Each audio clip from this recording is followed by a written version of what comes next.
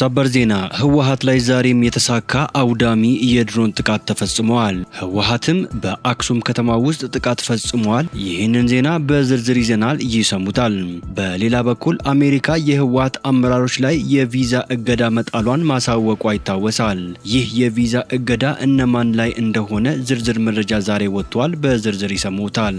በሌላ ዜና ኢራንና አሜሪካ ዛሬ ከባድ ማስጠንቀቂያ ሰጥተዋል። እስራኤል ዛሬ አዝናለች፣ እሷም ጥቃት ፈጽማለች። ሁሉንም ሰበር ዜናዎች በዝርዝር ይሰማሉ። ሰላም ጤና ይስጥልኝ ውድ ተመልካቾቻችን፣ የሰዓቱን የተመራረጡ አጫጭር ሰበር ዜናዎችን ይዤ ቀርብ ያለው አብራችሁን ቆዩ። በቀጣይ ፈጣንና እውነተኛ ሰበር መረጃዎችን በፍጥነት ለመከታተል ቻናሉን ሰብስክራይብ በማድረግ የዶል ምልክቷን በመጫን አሁኑኑ ቤተሰብ ይሁኑ። ይህንን ቪዲዮ ደግሞ ላይክ በማድረግ ቤተሰብነታችሁን አጠናክሩ። አሁን ዜናዎችን በዝርዝር ወደ እናንተ አደርሳለሁ። እስከ ቪዲዮ መጨረሻ አብራችሁን ቆዩ።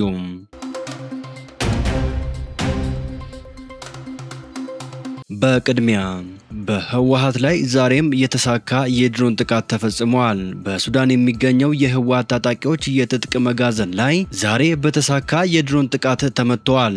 የሻዕቢያ ቡድን አካል የሆነው የነደብረጽዮን ቡድን በሱዳን የእርስ በርስ ጦርነት በቀጥታ እየተሳተፈም ይገኛል። በተያያዘ ዜና የህወሓት ታጣቂዎች ፈተና ላይ በነበሩ ተማሪዎች ላይ ጥቃት አድርሰዋል።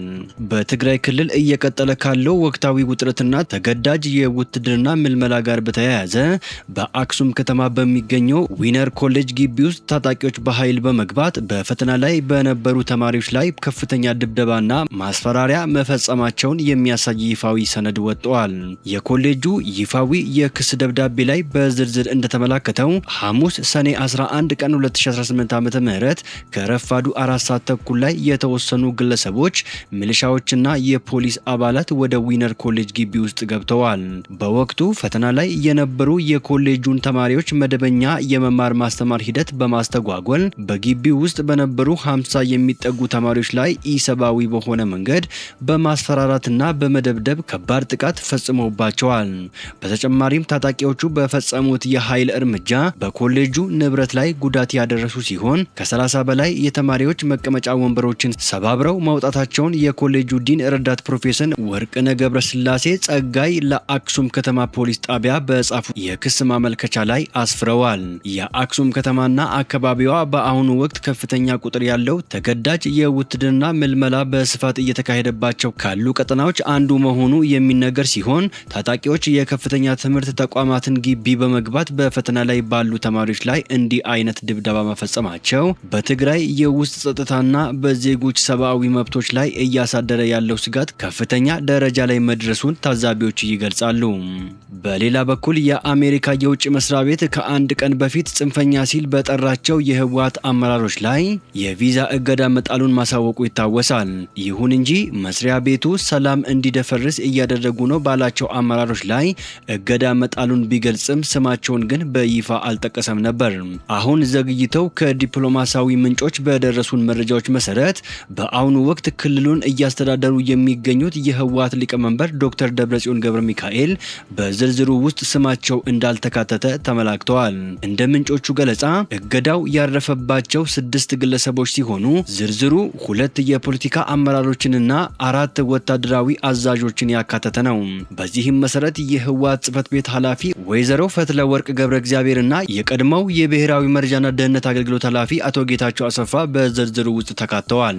ወታደራዊ መኮንኖችን በተመለከተም ጀነራል ምግብ ኃይለ፣ ጀነራል ኃይለ ስላሴ ወዲ እምበታይ፣ ጀነራል ዮሐንስ ጆን መዲድ እና ጀነራል አብርሃ ወይም ድንኩል የእገዳው ሰለባ መሆናቸው ታውቋል። በተጨማሪም ከቡድኑ ጋር የተጣበቀ ግንኙነት ያላቸው አንድ ነጋዴ በልዩ ሁኔታ በዝርዝር ውስጥ መካተታቸው ተመላክተዋል። የአሜሪካ መንግስት ይፋዊ መግለጫውን ካወጣ በኋላ በስም የተጠቀሰው አካል ባይኖርም አሁን ላይ ትግራይን እያስተዳደሩ የሚገኙት ዶክተር ደብረጽዮን ገብረ ሚካኤልም ሆኑ ከእርሳቸው በፊት የጊዜያዊ አስተዳደሩ አመራር የነበሩት ጀነራል ታደሰ ወረደ በስም ዝርዝሩ ውስጥ አልተካተቱም። በተመሳሳይ አሁን አሁን ላይ በክልሉ ምክትል ሆነው እያገለገሉ የሚገኙት አቶ አማኑኤል አሰፋም በዚሁ የእገዳ ዝርዝር ውስጥ እንዳልተካተቱ ለማረጋገጥ ተችለዋል። በሌላ ዜና በአሜሪካና በኢራን መካከል በስዊዘርላንድ ጄኔቫ በበርገንስቶክ ተራራማ ሪዞርት ሊካሄድ የነበረው ውይይት መራዘሙን የስዊዘርላንድ የውጭ ጉዳይ ሚኒስቴር አስታውቋል። የውይይቱ መራዘም ከቴክኒካዊ ዝግጅትና በሊባኖስ እየተካሄደ ካለው ቀጣይ ግጭት ጋር የተያያዘ እንደሆነ የተጠቆመ ሲሆን ለውይይቱ እስካሁን አዲስ የቀጠሮ ቀን አልተመደበም። በሌላ በኩል ደግሞ የአሜሪካው ምክትል ፕሬዝደንት ማስጠንቀቂያ ሰጥተዋል። የአሜሪካው ምክትል ፕሬዝደንት ጄዲ ቫንስ በአሜሪካና በኢራን መካከል በተደረሰው ጊዜያዊ ስምምነት ላይ ቅሬታ ላሰሙ የእስራኤል ባለስልጣናት ጠንከር ያለ ምላሽ ሰጥተዋል። በዋይት ሃውስ በሰጡት መግለጫ ፕሬዝደንት ዶናልድ ጄ ትራምፕ ለእስራኤል የሚያዝኑ ብቸኛ የዓለም መሪ መሆናቸውን በመጥቀስ እስራኤል ያላትን ብቸኛ ሀያል ሀገር መተቸቷን እንድታቆም አስጠንቅቀዋል። በመጨረሻም ለእስራኤል ትልቁ ችግር ዶናልድ ትራምፕ አይደሉም፣ የእስራኤል ባለስልጣናት ሀገሪቱ ያለችበትን እውነታ ነቅተው ሊረዱ ይገባል ሲሉም ተናግረዋል። በሌላ በኩል ኔታንያሁ እስራኤል ከደቡብ ሊባኖስ እንደማትወጣ አስታውቀዋል። የእስራኤል ጠቅላይ ሚኒስትር ቤንያሚን ኔታንያሁ ጦራቸው የደህንነት ማስከበሪያ ቀጠና ካሉት ደቡባዊ ሊባኖስ ለቆ እንደማይወጣ አስታወቁ። ከጋዛ ጋር በሚያዋስኑ አካባቢዎች ደህንነትና ብልጽግናን እንዳረጋግጥ ነው ሁሉ በሰሜን እስራኤል መንደሮች እና ከተሞችም ውስጥ ደህንነትና ብልጽግናን እናስከብራለን ሲሉ በአንድ አውራ ጎዳና ምርቃት ስነ ስርዓት ላይ ተናግረዋል። ይህንን ለማረጋገጥም በደቡብ ሊባኖስ ከውጊያ ውጪ ከሆኑ ይዞታዎች እንደማያፈገፍጉ ገልጸዋል። ኢራን ከአሜሪካ ጋር የደረሰችበት የመግባቢያ ሰነድ በሊባኖስ የተኩስ አቁም ማድረግንና የግዛት ሉዓላዊነት ማስጠበቅን እንደሚያካትት አስታውቃለች። ፕሬዝደንት ዶናልድ ጄ ትራምፕ በበኩላቸው በስምምነቱ መሰረት ሊባኖስ ውስጥ በሄዝቦላና በእስራኤል መካከል የተኩስ አቁም ማድረግን ጨምሮ በሁሉም የውጊያ አውድማዎች የተኩስ አቁም እንደሚተገበር እንጠብቃለን ብለዋል። በሌላ ዜና አሜሪካ ስምምነቱን ከጣሰች ከባድ ምላሽ ይጠብቃታል ስትል ኢራንም አስጠንቅቃለች። አሜሪካ ከኢራን ጋር የደረሰችውን ስምምነት የምትጥስ ከሆነ ከባድ ምላሽ እንደሚገጥማት የኢራን ፓርላማ አፈ ጉባኤ መሐመድ ባጋር ጋሊባፍ ተናገሩ። ከአሜሪካ ጋር ለተደረሰው ስምምነት ዋነኛ ተደራዳሪ የነበሩት አፈ ጉባኤው በኤክስ ገጻቸው ላይ የኢራን አብዮታዊ እስላማዊ ሪፐብሊክ ጠቅላይ መሪ ሞጅታባ ኻሜኒ መልእክት ተከትሎ ባሰፈሩት መልእክት ነው ኢራን አሜሪካ የገባችውን ቃል እንድታከብር ያሳሰቡት። በዚህም ጋሊባፍ የጠቅላይ መሪውን ትዕዛዝ በመቀበል ከአሜሪካ ጋር ከመግባባት ላይ የተደረሰባቸው ነጥቦች እና አንቀሶች ተግባራዊ መሆናቸውን እንደሚከታተሉ አሳውቀዋል። ነገር ግን አሜሪካ ታማኝ ሳትሆን በመቅረት ስምምነቱን የምትጥስ ከሆነ ኢራን ያለማወላወል የሚደመስስ እርምጃ እንደምትወስድ አፈጉባኤው ጽፈዋል። ጨምሮም ሀገራቸው ከአሜሪካ ጋር ባደረገችው ጦርነት ድል መቀናጀቷን በመጥቀስ አሁንም በተመሳሳይ መንገድ ለመጓዝ ከመረጡ የበለጠ ከባድ ምት ይጠብቃቸዋል ሲሉ አስጠንቅቀዋል። በሌላ በኩል በእስራኤል የአየር ጥቃት ቢያንስ 18 ሰዎች መገደላቸውን ሊባኖስ ገለጸች። እስራኤል በደቡባዊ ሊባኖስ በፈጸመችው ተከታታይ የአየር ጥቃት ምክንያት ቢያንስ 18 ሰዎች መገደላቸውን የሀገሪቱ ጤና ሚኒስቴር አስታወቀ። እስራኤል በበኩሏ በሄዝቦላ ጥቃት 4 ወታደሮቿ እንደተገደሉ ገልጻለች። የእስራኤል መከላከያ ኃይል ኢላማ ያደረገው ታጣቂዎችንና በኢራን የሚደገፈው ሄዝቦላ የሚጠቀምባቸውን መሰረተ ልማቶችን እንደሆነ ተናግረዋል። ኢራንና አሜሪካ የደረሱበት ስምምነት ሊባኖስን ጨምሮ በሁሉም የጦር ግንባሮች ተኩስ አቁም ማድረግን ያካትታል።